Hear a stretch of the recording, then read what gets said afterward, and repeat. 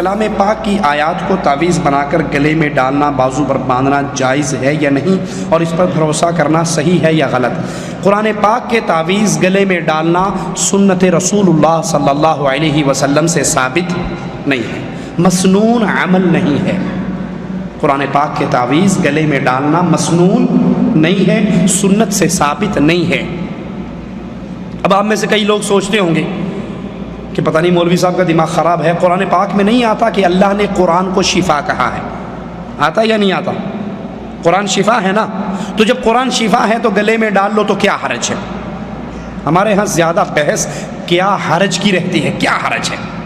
یہ بھی تو دین ہی ہے نا، اللہ کا نام ہی تو ڈالا ہے، فاتحہ ہی تو لکھی ہے۔ میں کہتا ہوں جس قرآن میں قرآن کو شفا کہا ہے، اسی قرآن میں اللہ نے شہد کو بھی شفا کہا ہے۔ شہد شفا ہے یا نہیں؟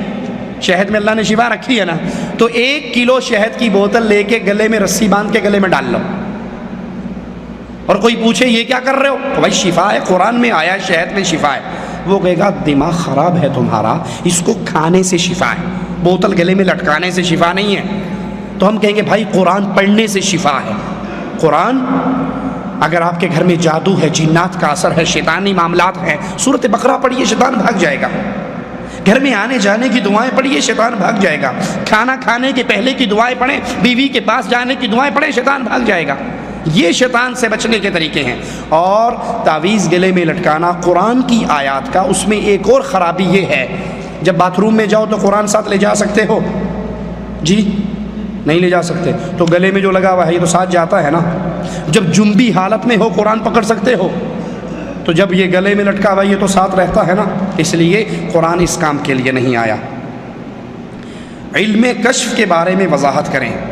علم کشف بھائی جن کو ہوتا ہے ان سے پوچھو، ہمیں تو کبھی نہیں ہوا۔ مولانا طارق جمیل کہتے ہیں، طارق جمیل تبلیغی جماعت کے ایک بزرگ ہیں، وہ ان کی ایک میں تقریر سن رہا، کہتے ہیں کہ ایک سید زادی والی سمرقند کے پاس گئی اور اسے کہا میں سید زادی ہوں، تو مجھے رات کی پناہ دے دے، میں اہل بیت میں سے ہوں۔ اس نے کہا یہاں ہر کوئی اہل بیت میں ہونے کا دعوے دار ہے، تو گواہ لے کر آ، گواہ لے کر آ، تو اہل بیت میں سے ہے۔ اس نے کہا رات کا اندھیرا ہے، کہاں سے گواہ لاؤں؟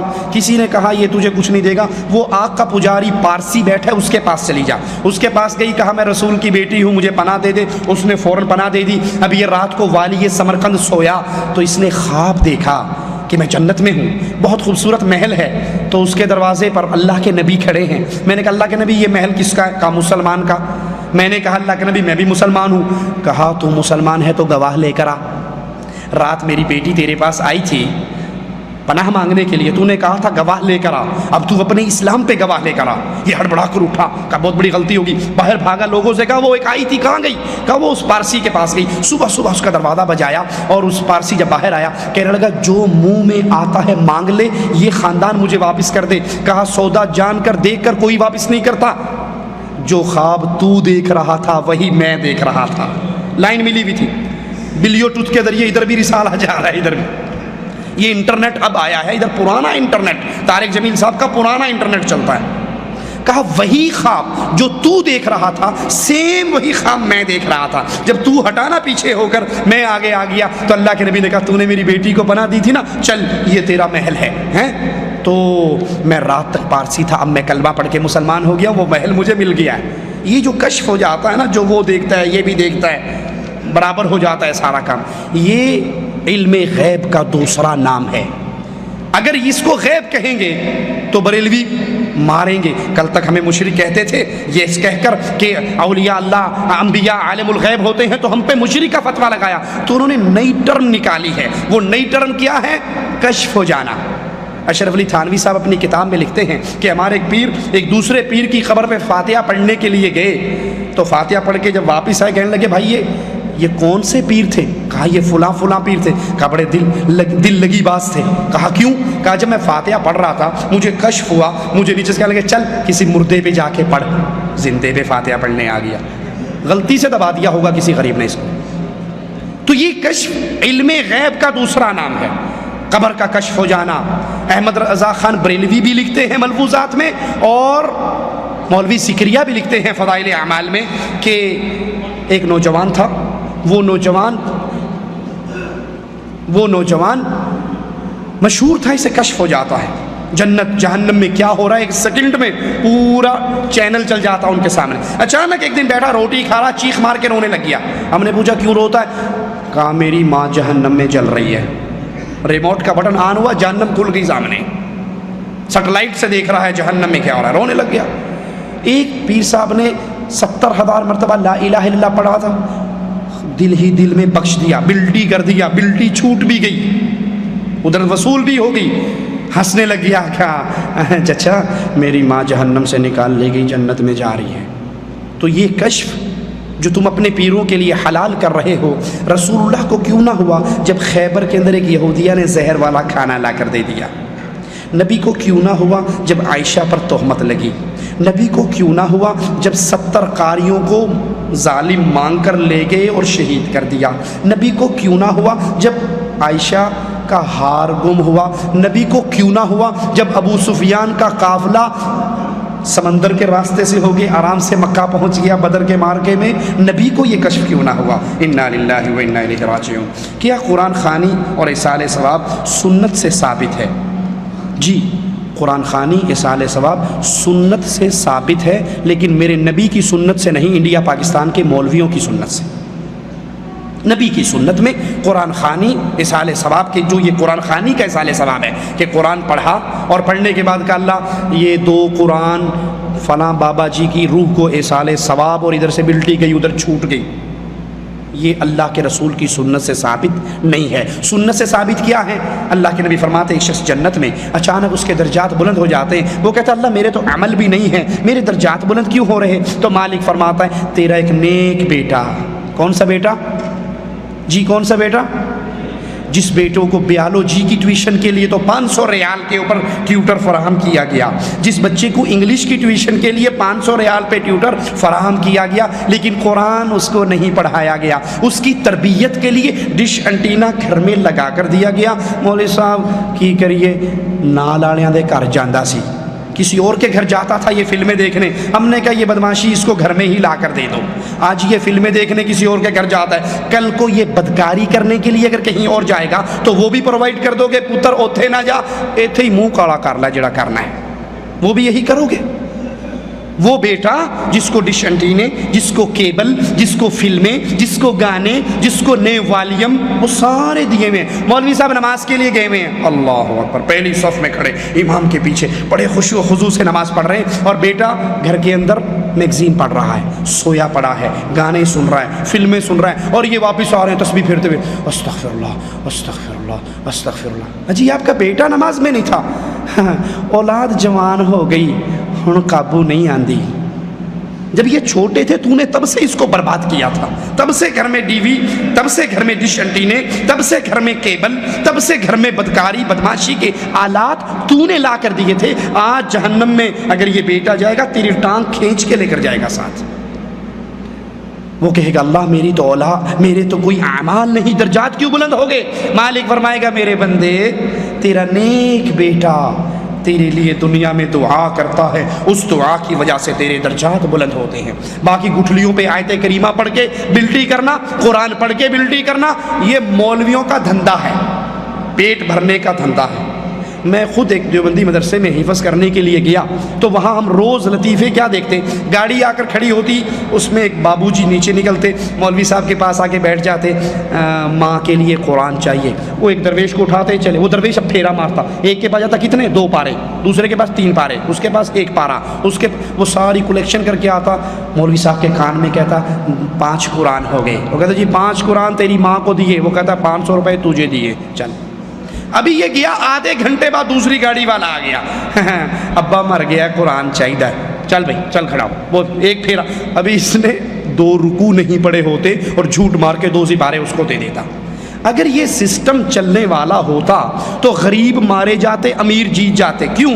امیر آدمی دنیا میں بدماشی کرے، عیاشی کرے، جو مرضی کرے، مرتے ہوئے 2-4 لاکھ مولویوں کے اکاؤنٹ میں ڈال جائے کہ میں ہن جان لگا تسی ساہ نہیں لینا، پیچھو پڑھی آؤ تو سٹی آؤ، بھیجتے رہو مجھے، میں تو جو کچھ کر کے گیا ہوں تمہیں پتا ہوں، اب جاؤ یہ 10 لاکھ کا چیک تمہارے اکاؤنٹ میں جمع ہو گیا، صبح شام قرآن پڑھو اور کوئی سارا اس کی روح کو اصال ثواب۔ لیس للانسان الا ما سعى، بندے کو وہ ملے گا جو وہ کر کے جائے گا۔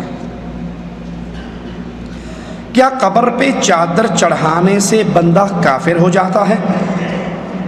ہاں، اگر قبر پہ چادر چڑھانے والا اس نیت سے چادر چڑھا رہا ہے کہ اس بابا جی کو پتہ لگے گا فلاں چادر لے کر آیا ہے اور یہ مجھ سے راضی ہو جائے گا، جب یہ مجھ سے راضی ہوگا میری ساری مصیبتیں دور ہو جائیں گی، میری مشکلیں ٹل جائیں گی، جو اس نیت سے قبر پہ چادر چڑھائے، قبر پہ چراغ جلائے، قبر پہ قربانی کرے، قبر پہ سجدے کرے کہ اس بابے کو میری اس عبادت کا علم ہوگا اور یہ میری مشکلوں کو ٹال دے گا، یہ شرک اکبر کر کے ملت سے خارج ہو رہا ہے۔ شب برات کی کیا حقیقت ہے؟ شب برات مولویوں کا بنایا ہوا ڈرامہ ہے۔ محرم میں تعزیہ جو بناتے ہیں، اس کے بارے میں قرآن و حدیث کا کیا حکم ہے؟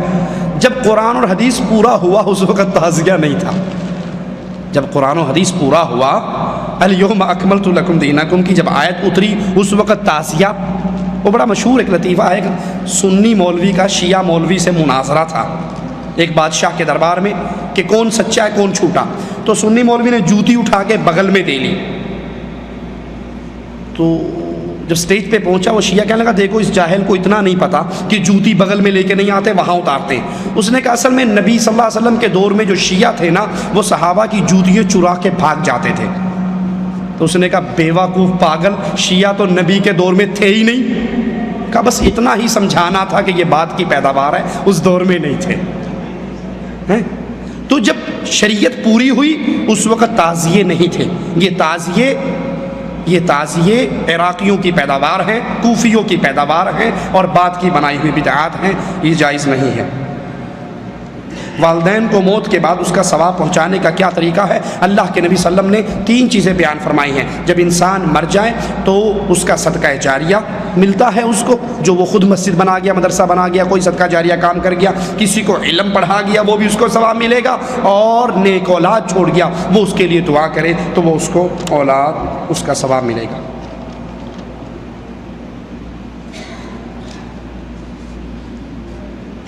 نماز کی نیت یعنی ہاتھ سینے پر باندھیں یا ناف کے نیچے؟ نماز کی نیت تو پہلی بات دل کے اندر ہوتی ہے، زبان سے نیت کرنا بدعت ہے، زبان سے نیت کرنا بدعت ہے۔ نیت ہوتی کہاں ہے؟ دل میں، زبان سے اقرار ہوتا ہے، نیت نہیں ہوتی، ٹھیک ہے؟ اگر یہ نیت زبان کی رسول اللہ صلی اللہ علیہ وسلم نے کی ہوتی تو کس زبان میں کی ہوتی؟ کیوں جی؟ عربی میں کی ہوتی، تو ہم سارے نماز عربی میں پڑھتے ہیں تو نیت بھی کس زبان میں کرتے؟ عربی میں۔ اب پٹھان پشتو میں کر رہا ہے، پنجابی میں کر رہا ہے، اردو ہندی والا اپنی زبان میں کر رہا ہے، کیرلا والا اپنی زبان میں کر رہا ہے، تو اتنا ہی سمجھنے کے لیے کافی ہے کہ یہ بعد میں ٹچ لگا ہے، ویلڈ بعد میں ہوا ہے، پہلے ساتھ نہیں تھا، ٹھیک ہے؟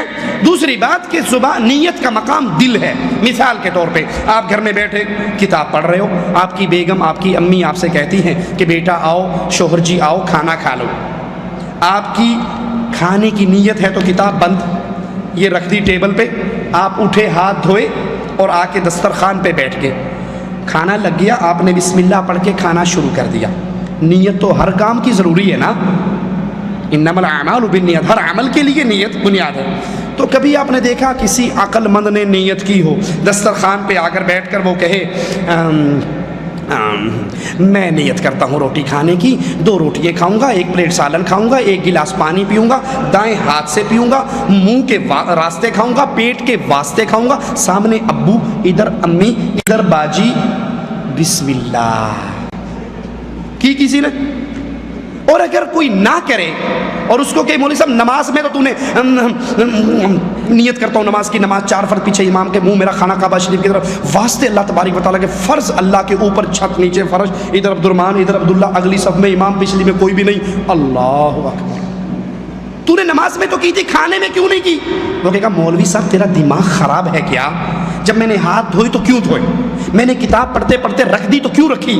میں نے کتاب اس لیے رکھی، نماز کی کھانے کی نیت تھی، میں نے ہاتھ دھوئے کھانے کی نیت تھی، چل کے دسترخوان پہ آیا، ٹوائلٹ میں نہیں کیا، کچن میں نہیں کیا، باہر نہیں کیا، دسترخوان پہ آیا، کیوں؟ کھانے کی نیت تھی، اسی کا نام تو نیت ہے۔ ہم کہتے ہیں بھائی مسئلہ ختم ہو گیا، تو نے آذان سن کے اپنا کمرہ لاک کیا، نماز کی نیت تھی، مسواک کیا نماز کی نیت تھی۔ کئی مسواک کرتے ہیں اور کوئی جلدی جلدی سگریٹ پیتے، بھائی یہ کیا اتنی سپیڈ کیوں مار رہا کہ نماز کھڑی ہونے والی ہے، بھاگ کے نماز پڑھنی ہے۔ لوگ مسواک کر کے مسجد جاتے ہیں، یہ سگریٹ پی کے الحمدللہ رب العالمین الرحمن، ساتھ والا کہتا کس مصیبت کے پاس کھڑا ہو گیا۔ مسواک کی کیوں؟ نماز کی نیت، مسجد میں آئے نماز کی نیت، ایک قدم اٹھایا آپ نے، آپ کا ایک گناہ معاف ہوا، ایک قدم نیچے رکھا آپ کو ایک خطا ایک ثواب مل گیا، یہ نماز کی نیت ہے۔ اسی نیت کو، اور ہاتھ باندھنے کا جو سوال پوچھا ہے وہ یہ ہے، اللہ کے نبی دایاں ہاتھ بائیں ہاتھ پہ رکھتے، پھر اس کو سینے پہ رکھ لیتے۔ صحیح بخاری کی جو روایت ہے کہ آپ کا ہاتھ آپ کی اس کوہنی پہ آتا، ذرائع پہ آتا، اس باغ پر آتا، ٹھیک ہے۔ اب دیکھیے جی یہ میری باں ہے، یہاں میں نے رکھا، اور یہ میری ناف ہے، یہ ناف ہے، تھوڑی سی اور پیچھے ہو جاؤں، اب یہ میری ناف ہے اور یہ میرا ہاتھ ہے، اس ہاتھ کو یہاں رکھ کے ناف کے نیچے رکھ کر قیام کر کے دکھاؤں۔ اگر میں یہاں رکھوں گا تو میرا قیام نہیں ہوگا، میں کوڈا ہوں گا، سیدھا نہیں ہو سکتا، ٹھیک ہے۔ یہ رکھو گے ایٹومیٹکلی اپنے سینے پر آ جائے گا۔ یہ کہاں آ جائے گا؟ اپنے سینے۔ آپ نے دیکھا کبھی چھوٹا بچہ غلطی ہو جائے استاد سے معافی کیسے مانگتا ہے؟ دیکھا آپ نے؟ وہ ہاتھ سینے، استاد جی غلطی ہو گئی مینوں معاف کر دیو۔ کبھی آپ نے دیکھا کسی بچے نے استاد کو پکڑا ہو غلطی ہونے پہ معافی مانگی ہو، کیسے کہندا استاد جی مینوں معاف کر دیو؟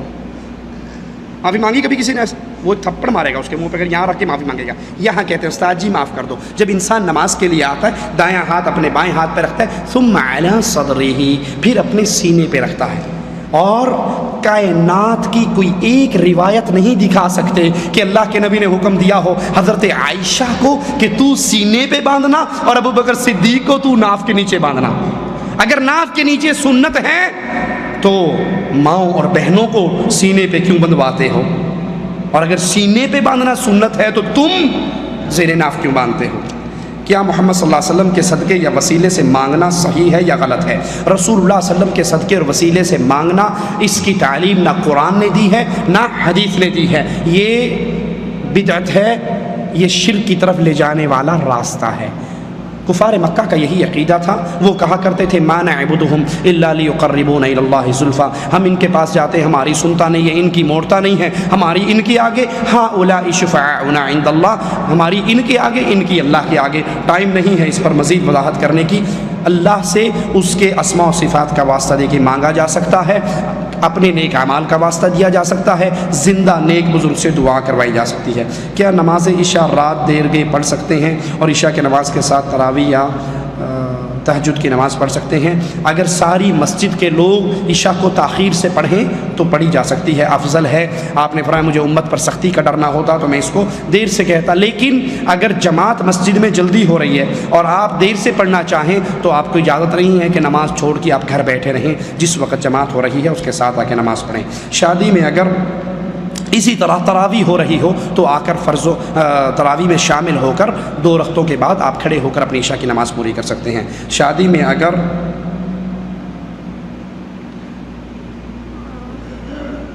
یہ شیخ پڑھیے کیا ہے ہمیں تو سمجھ نہیں آ رہا۔ ایک شخص کہہ رہا ہے کہ تم لوگ مجھ سے دم ہوئی الائچی لے کر کھا لو تو نماز پڑھنے کی ضرورت نہیں، اس آدمی کے لیے کیا کرنا چاہیے؟ دم کی ہوئی الائچی کھا لو نماز پڑھنے کی ضرورت نہیں، بالکل ٹھیک کہتا ہے، یہ کھا لو کیونکہ یہ جہنم کا داروغہ ہے، خود بھی جائے گا ساتھ بھی لے جائے گا، یہ اکیلا نہیں جائے گا ساتھ مروائے گا۔ اگر نماز سے کسی کو چھٹی ملتی تو اللہ کے نبی صلی اللہ علیہ وسلم وفات والی بیماری میں بار بار کہتے اصلی الناس، لوگوں نے نماز پڑھ لی، مجھے اٹھاؤ بٹھاؤ میں نماز پڑھنے کے لیے جاتا ہوں۔ کیوں علی اور فضل کے کندھوں پہ ہاتھ رکھ کے اپنے پاؤں کے سٹتے ہوئے نبی مسجد میں آئے؟ عمر خطاب رضی اللہ عنہ وارضا زخمی ہو کے گر چکے ہیں، ہوش آتے ہی پہلا سوال کرتے ہیں کیا میری نماز پوری ہو گئی؟ مجھے بٹھاؤ میں اپنی نماز پوری کر لوں۔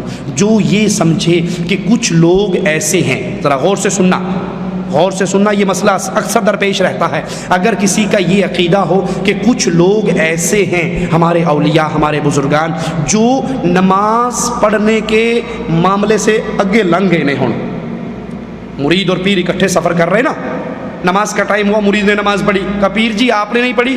کہا تسی پڑھیا کرو, ساڈا دل اللہ اللہ اللہ کرتا ہے, سانو نماز دی لوڑ نہیں, اندر ہی اندر نماز پڑھ لینے ہیں. روٹی شوٹی کھائی بھی تھی, پیپسی لسی پی بھی تھی. تھوڑی دیر کے بعد کہندا مرید کو لوٹا لیائی پانی دا. کہندا کیوں؟ کہندا مینوں حاجت ہوئی ہے. کہندا ایڈی وڈی نماز اندر اندر غائب کر لی تے اینوں بھی اندروں اندروں کر لا. کہندا اے نہیں اندر اندر ہوندی, اینے اگے لا لیا مینوں. جو لوگ یہ عقیدہ رکھیں کہ ہمارے اولیاء اور بزرگان اور صوفیاء کرام نماز روزے کے مقام سے آگے گزر چکے ہیں, تو سنیے یہ بندہ کافر ہے, مسلمان نہیں ہے. یہ بندہ کافر ہے, مسلمان نہیں ہے, کیونکہ اللہ کی شریعت میں کسی کو یہ اجازت نہیں کہ وہ شریعت کے دائرے سے باہر نکل سکے. سوال کیا تھا آج, اس کی والدہ کا انتقال ہو گیا ہے, اس روز پہلے سے نماز نہیں پڑھ رہی تھی, تو وہاں کے عالم نے کہا کہ ہر نماز کے بدلے کفارہ ہے. کہا کیا کفارہ ہے؟ کہا کشتہ کا. ہاں تو اس کو ضرورت ہوگی پیسوں کی, بیچارے نے اس کو مانگ لیے اتنے. ایک سوال ہے کہ ٹوپی پہن کر نماز پڑھنا ضروری ہے. دیکھیے اگر کسی کے سر پہ اچھا کپڑا ہے, رومال ہے, پگڑی ہے, عمامہ اصل میں سنت طریقہ ہے, تو وہ اس کو سر پہ رکھے نماز پڑھے. لیکن نماز کی شرط سر ڈھانپنا نہیں ہے. رسول اللہ صلی اللہ علیہ وسلم کی حدیث مبارکہ ہے, جس کے کندھے ننگے ہوں اس کی نماز نہیں ہوتی. اگر سر ننگا کرنے سے نماز میں خلل پڑتا تو اللہ کے نبی کی حدیث یوں ہونی چاہیے تھی, جس کا سر ننگا ہو اس کی نماز نہیں ہوتی. ایسی حدیث دنیا کے اندر کوئی بھی نہیں ہے. ٹھیک ہے, حدیث کیا ہے؟ جس کا کندھا ننگا ہو اس کی نماز نہیں ہوتی. سر ننگا ہو تو نماز ہو جاتی ہے. لیکن ہمارے ہاں الٹی گنگا بہہ رہی ہے. وہ کیسے؟ آپ چلے جاؤ ان کی مسجدوں میں, نماز شروع کرو بغیر ٹوپی کے, تو وہ پلاسٹک اور کھجور کے چھکو سمجھتے ہیں جو اونٹ کے منہ پہ چڑھتا ہے, وہ چھکو دروازے کے کونے پر پڑے ہوتے ہیں, وہ اٹھاتے ہیں اور اس کا سر پہ زور سے رکھتے ہیں. وہاں بھی گستاخ بے ایمان ننگے سر نماز پڑھ رہا ہے. ارے بھائی یہ سر ننگا کرنا گستاخی ہوتی تو حرم کے اندر اللہ کے گھر کا حج کرنے والوں کی ساروں کے سر ننگے ہوتے ہیں, ٹنڈ ہوئی بھی ہوتی ہے. تو یہ گستاخی وہاں گستاخی نہیں. ایک بات مجھے نہیں سمجھ آئی, شاید آپ سمجھا دیں. سر ننگا ہو تو کیا کہتے ہیں؟ کیا کہتے ہیں جی؟ وہابی گستاخ بے ایمان سر ننگا ہے. اور اگر آپ سب کچھ ننگا کر دو, سب کچھ, تو کیا کہیں گے؟ پہنچیاں سرکاراں نے, انہوں کچھ نہیں کہنا. اعوذ باللہ من الشیطان الرجیم. صرف سر ننگا ہوا تو گستاخ, سب کچھ ننگا ہوا رجسٹرڈ ولی, سٹیمپ لگ گئی تھے اولیاء اللہ نے. پہنچیاں سرکاراں نے, مجذوب نے بس اللہ نہ لو لگی ہے, انہوں پتہ بھی کوئی نہیں کوئی شے ٹاپنی کہ نہیں ٹاپنی. اگر یہ سب کچھ ننگے کرنے سے ولایت ملتی تو منڈی ننگی کرنے سے تھوڑی سی ولایت تو ملنی چاہیے نا. یہ الٹا گنگا ہمیں نہیں سمجھ آتی. سر ڈھانپنا نماز میں ڈھانپ لو تو ٹھیک ہے, نہ ڈھانپو تو یہ شرط نہیں ہے کہ اس کے بغیر نماز نہیں ہوتی.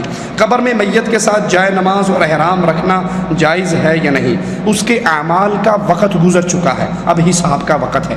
اس کے اعمال کا وقت گزر چکا ہے, اب حساب کا وقت ہے.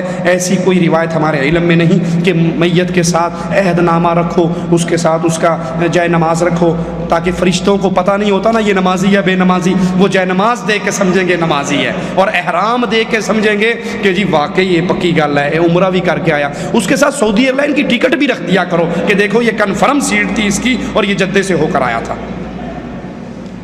نماز کے درمیان سجدے میں سبحان رب العالی کے بعد کیا اردو میں دعائیں مانگ سکتے ہیں؟ نہیں, نماز کے اندر عربی میں جو دعائیں ہیں وہی مانگی جا سکتی ہیں. سبحانک اللہم و بحمدک اشہد لا الہ